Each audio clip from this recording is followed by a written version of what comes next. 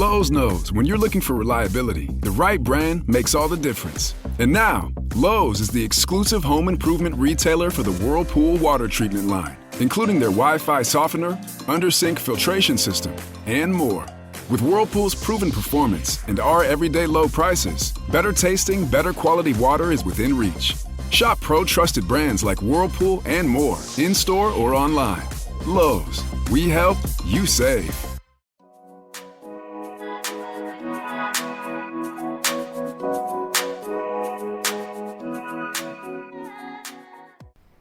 Follow innovator, guide, and path creator Sarita Patel on a journey into our communal stream of consciousness.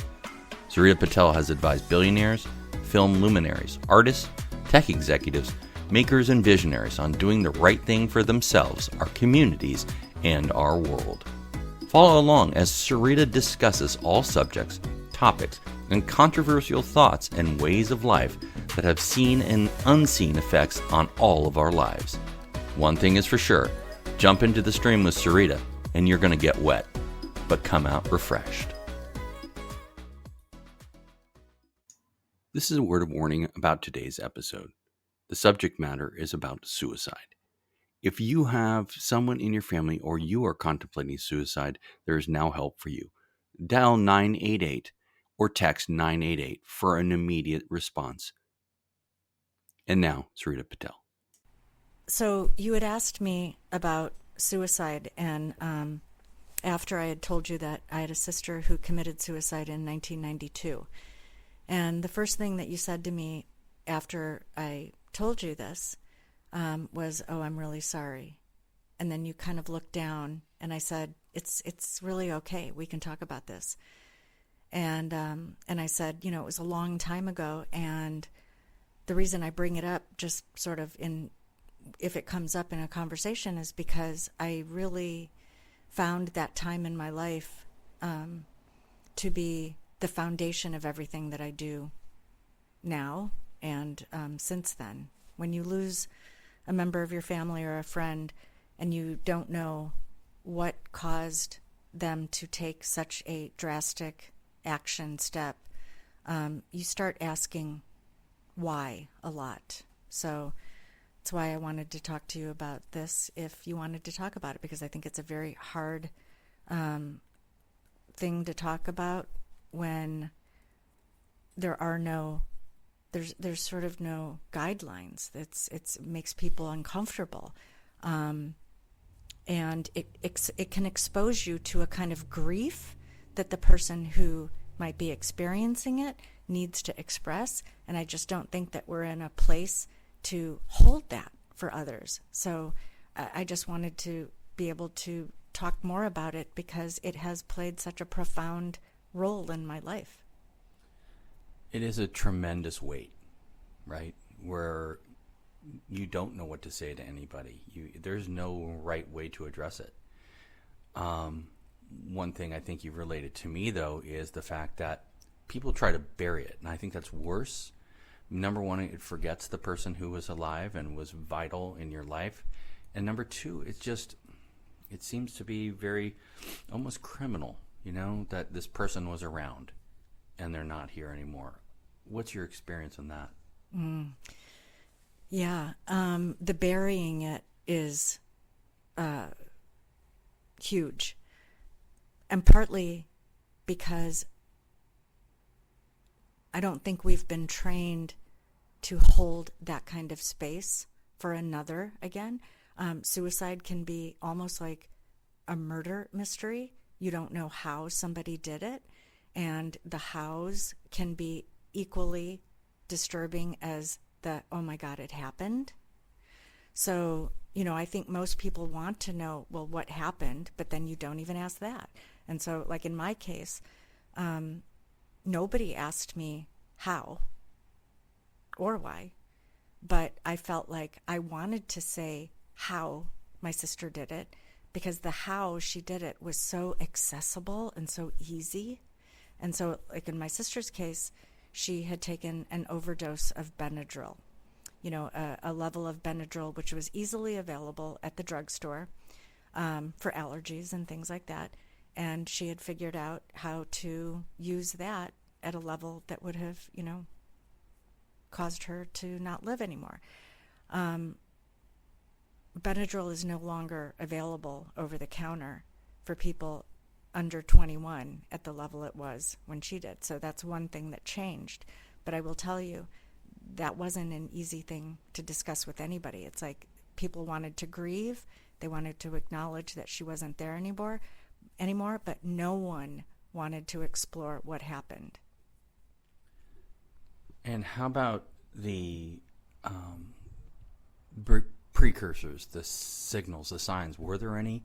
Because I think a lot of times with people I've known who committed suicide, there was no sign. Mm-hmm. It just happened.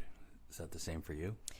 Yeah. I mean, this was a big shocker. My sister she was going to school at the University of Chicago, incredibly intelligent, had just spent a year abroad in France. And as far as we knew, everything was just hunky-dory. She had just come and spent a couple of months in California with my boyfriend and I, and, again, was going right back to school, getting ready to graduate.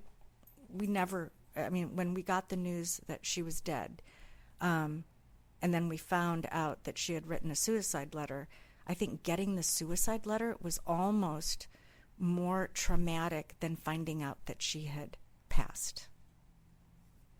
Because it really put something concrete in her hand on the whole thing. It was a thought, a preconceived notion. By the way, if anyone hears jingling in the background, that's our studio dog, Poppy, a.k.a. Chuchi, and she may bark occasionally, so there's a little bit of happiness in the subject. Long term, for other people in your family, what was the reaction? I mean, I'm sure it was horrifying, and maybe some denial. Yeah. So again, suicide, like any other kind of death, but this one in particular, because it has so much mystery around it. I mean, there's the why, the whodunit, like, well, how could this have ever happened? And in a family situation, everybody has a different relationship with that individual who's no longer here. I think in our family, I'm first generation from India. The biggest thing for me was watching my mother and father lose a child.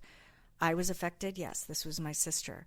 But to literally watch my parents lose a child was, there were no words. There were now 3 of us sisters, and because of the age grouping, I was the oldest, and then there was the second one and the third one, and then the youngest one, Veep, who is the one who took her life. So because of the age group, you all have a different relationship. And so watching how all of us experienced the loss as individuals was, I think, there was no right way. Just because I may have grieved in one way, it doesn't necessarily mean that that's how my mother was going to grieve or my sister. So I think that is a piece of what I really noticed is there isn't a one-stop solution to how you cope with this. Back then, for us, it was 1992, and I remember the first thing I did was go into the bookstores and the libraries, and I was just trying to find information about suicide, and there just wasn't anything available.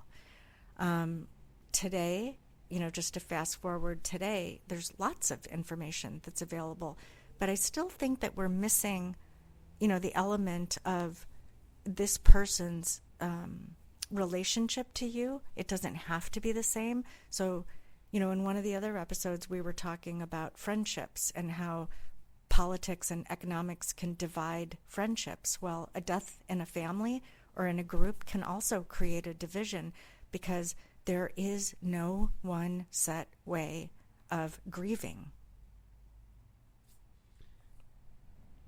So, from your own personal experience, though, was guilt one of the things that you encountered because maybe you could have done something? I mean, it's ridiculous because that's never the case, But was that one of the overarching things that you had to live with, the fact that maybe you could have done something, but you never can, really? Of course. Yeah. I mean, I think that's the number one thing people grapple with, could I have done something? Should I have called? Should I have been there? If I had known the signs, then maybe I could have stopped this.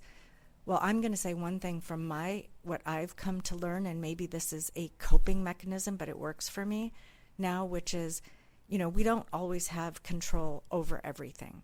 And so there are a lot of taboos with suicide. Some people say that if you commit suicide, then you've got bad karma for the rest of your life. Well, I don't really, I'm not going to prescribe to that thought, but God, now I lost my train of thought. You had said, is there something I could have done? Immediately, I think guilt is the first thing that will stop you from healing and actually acknowledging that there was a death.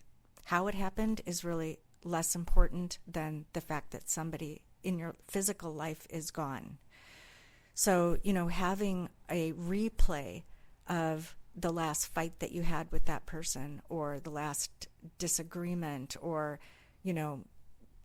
something that just didn't go right, you can actually magnify that experience to mean something when I really don't think it has anything to do with it. I think, again, it could boil down to that person just didn't feel heard in general, whether it was by the world or by somebody. And so, for me, it goes back to a loss of why we are disconnected more than ever, that people would just say, I'm going to end this beautiful thing called a life because I can't find a solution. Or the pain is so hard that I just can't move. As a first-generation Indian American, do you believe in reincarnation? Well, it depends. I mean, reincarnation is like anything else. It could be, a 10-year topic. I believe in reincarnation as so much as we come in to learn and have experiences. And our physical body changes every time we come back to this planet Earth, but our soul, it never changes. It's always the essence of who we are. So we keep coming down here, and we get to do our soul play every time we come. And so we might run into the same kinds of experiences until we learn them. But reincarnation, in my thought process, and again, I don't know everything. This is the way that allows me to walk in the world that I want to walk in, is that we get to do this soul expansion every time we come here. So yeah, I do believe in it. So I know from your former jobs that control was a big thing, right? You took control of a lot of stuff. And did you ever think, I know it goes back to the former question, could you have done anything, but maybe from a control standpoint, do you ever analyze it like that? Because it's so brutal on you as a person, the survivor. Mm-hmm. It seems to me you could really beat yourself up with that one, especially with what you've done work-wise. Oh, yeah. I mean, that's a great question. And I think that's the most important element. So if you take, for example, my mother, my mom has a second grade education. She never went any further from that. So I would call her, a real student of Earth. And the first thing that she said was, what could I have done? I mean, a mother is always going to say that. How did I not safeguard my child from this? And so actually, when I talk about suicide with friends who are experiencing, mental health issues with themselves or their kids, the first thing I always talk about is my mom and how she went about doing that. Now, you also asked about reincarnation and life. I think my mom and dad's way of coping with the suicide was less about what could we have done and more of an acceptance of what had happened. That is a very interesting place to have in American society, because even though my parents had lots of Indian family and friends, they also had a lot of American friends and family. And so that's really when I saw control as a deep-seated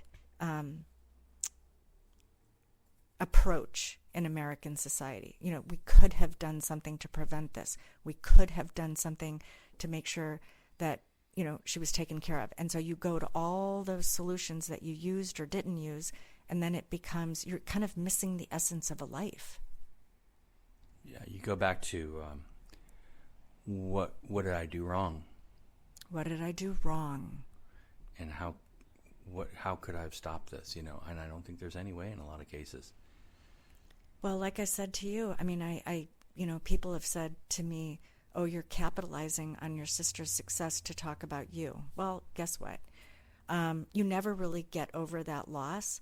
And so if I'm talking about it and if it's helping somebody and my way of thinking might resonate with somebody else better than another way, then what we really want to do, for me, I had to let go a lot of that control. And what did I do? I ended up taking all these jobs that gave me an incredible need to control things. Well, you can control things in business and in life differently than, you know, how you prepare your life.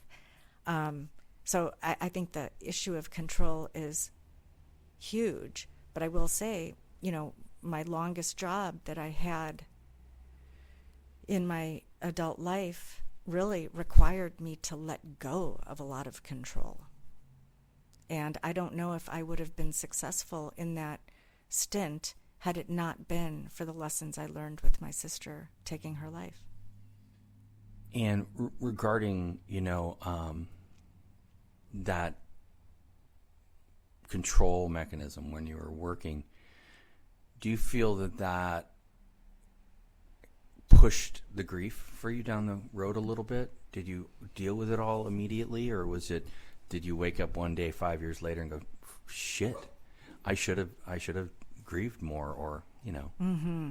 God, that's a good question. That's a hard one to really grapple with, because absolutely I think I did throw myself into something unconsciously, you know, to just go, okay, now I've dealt with that. And I think it sat with me far deeper than I could have ever, you know, honestly admitted. Just to stave off the pain.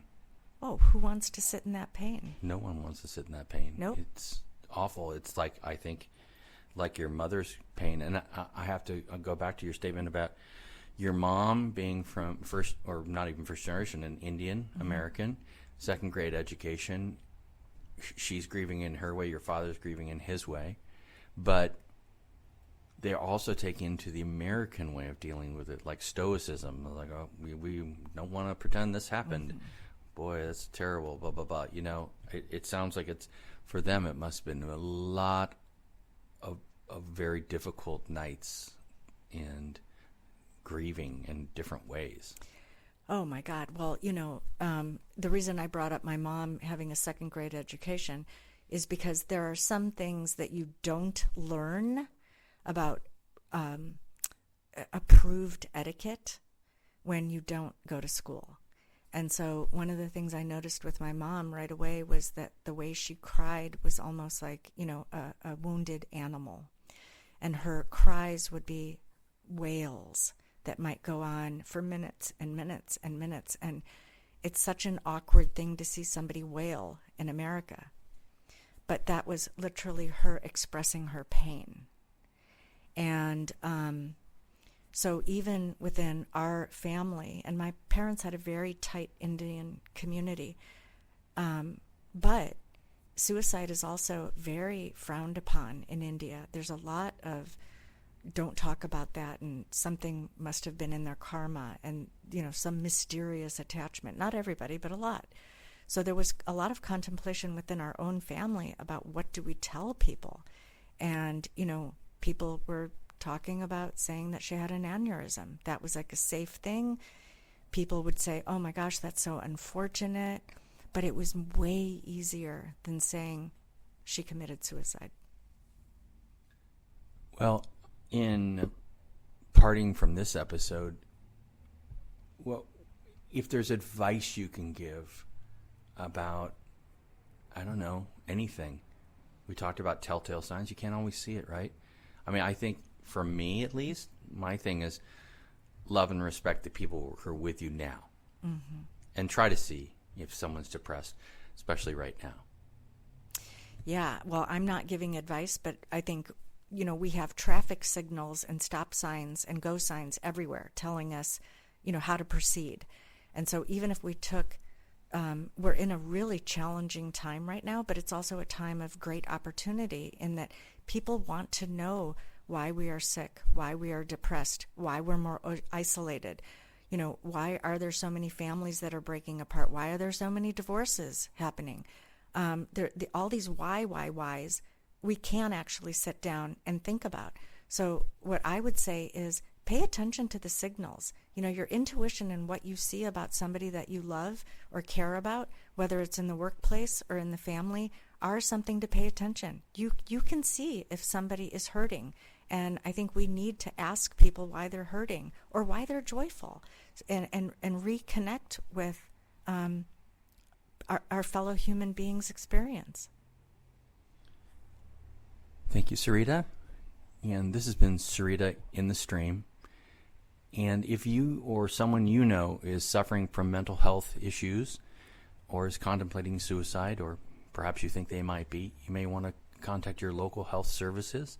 It's a very big subject right now, and it is being dealt with very effectively by almost every person in the medical trade. Easily available. There's suicide helplines everywhere. So if you're feeling like that, look those numbers up, and I wish you all the health in the world. So until next time, thank you, Sarita. Thanks, Latham. See you next time. If you are contemplating suicide, the United States now has a number that you can text or call, and you get help immediately. That number is 988. It's the 988 Lifeline. It's also available at 988lifeline.org. Again, if you have thoughts of suicide, or you know someone who maybe has thoughts of suicide, dial 988 or text 988. There's someone there to help you.